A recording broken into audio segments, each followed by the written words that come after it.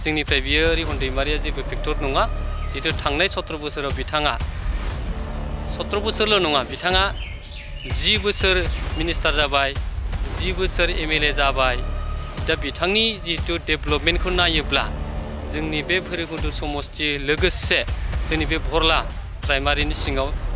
जों जेसेबांखिनि 4 बोसोराव डेभेलपमेन्ट खालामबाय जा गबिन्द सारा बिथांजों जुदि कम्पेयार खालामोब्ला रुजुयोब्ला माने 1% जोंहा रिहन दैमारिजों आरो जा गबिन्द सारजों रुजुजाया।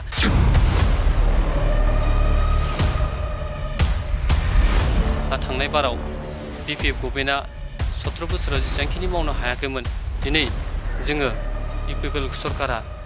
मोनफ्रोमबो जायगायाव मोनफ्रोमबो बिथिङाव गोबांथार जौगानाय जोङो लाबोनो हाबाय।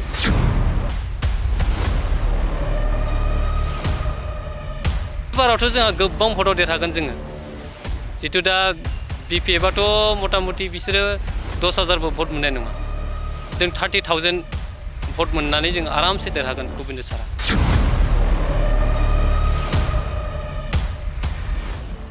UPPL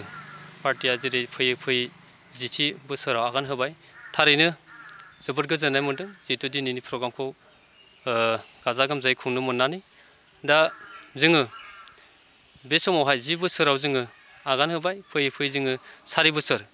4 बोसोराव जिहेतु जोंनि डेभेलपमेन्टनि खामानिया दिनै फैयै फैयै 5 बोसोरसिम खाथियाव फैबाय 4 बोसोर कमप्लिट जाबाय दा बेखौनो मेसेज होनो सानदों जिहेतु थांनाय बोसोराव समफोरावहाय जोंनि बिटिआरआवहाय जिबायदि परिबेसमोन जिबायदि नांलाय खमलाय गावजों गाव एना-एनि बे जितु दिनैनि तारिखाव गैला दायो पिस एकर्ड जितु बुंदों दा पिस एकर्डआ फैयै फैयै बियो मोगथाङाव फैमारबाय होननानै रायजो राजाफ्रा बुङो आरो जों नुदोंबो दिनैनि तारिखाव बिटिआरआवहाय गोबां गोजोननाय दङ आरो लोगोसे बेल' नङा डेभेलपमेन्टनि खेथ्रआवबो जोंहा थांनाय बाराव BPF गभर्नमेन्टआ 17 बोसोराव जेसेबांखिनि मावनो हायाखैमोन दिनै जोङो UPPL सरकारा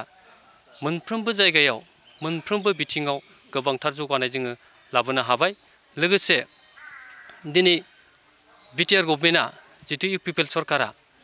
मोनफ्रोमबो जनगोष्ठीखौ जितु समानै लांफानायनि मोनसे थांखि लादों बे थांखिया दिनै मोगथाङाव दङ मोगथाङाव जागासिनो लोगोसे बिनि थाखायनो दिनै बयबो हारियानो दिनै UPPL गभर्नमेन्टखौ मोजां मोननानै बयबो सापर्ट खालामदों दिनै सानफ्रोमबो जों नुयो ससियेल मिडियाफोरावहाय गुबुन गुबुन आफादनिफ्राय फैयै फैयै UPPLआव जइन जागासिनो आरो जितु जोंहा बिसायख'थिया फैगासिनो दङ साननैसोनि गेजेराव बेवहाय जोङो गोसो खुसियै जोङो UPPL गभर्नमेन्टआनो फैबावगोन होननानै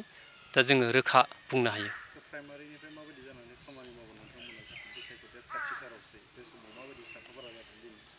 जोंनि प्राइमारियाथ' जोंहा गोबांथार साखाफारा जानानै दङ जिहेतु जों गबिन्द चन्द्र बसुमतारी सारा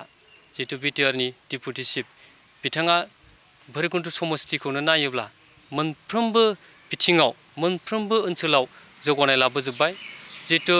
जोंनि बे बरला प्राइमारियाव बेखौनो बुंनांगोन दि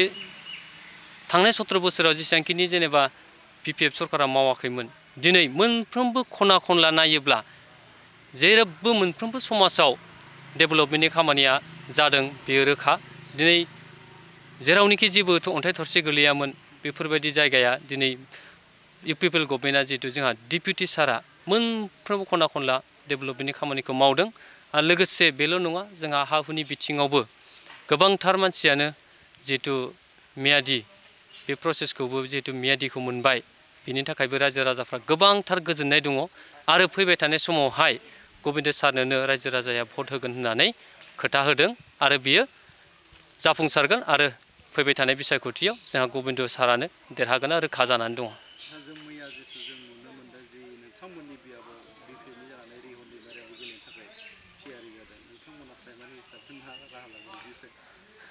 बेथ' बिजाथि हिसाबै बयहाबो मोनसे केन्डिडेट फोसावनाया बेलाय थाखागोन बे सोलिखागोन दिनै BPFल' नङा गाबोन समफोर BJPनिफ्रायबो बिजाथि फोसावगोन बेयाव जोंहा जेबो बुंनो गोनां खोथा गैया जिहेतु अपोजिसन थायोबासो पार्टिया एसे स्ट्रं जायो रुलिंफ्रा मोजां जायो खामानि मावनो दा बेखायनो जोंनिफ्राय बियो रिहन दैमारिया जेबो फेक्टर नङा जिहेतु थांनाय 17 बोसोराव बिथाङा 17 बोसोरल' नङा बिथाङा 10 बोसोर मिनिस्टार जाबाय 10 बोसोर MLA जाबाय दा बिथांनि जिहेतु डेभेलपमेन्टखौ नायोब्ला जोंनि बे भैरबकुन्द समस्ति लोगोसे जोंनि बे भरला प्राइमारिनि सिङाव जों जेसेबांखिनि 4 बोसोराव डेभेलपमेन्ट खालामबाय जा गबिन्द सारा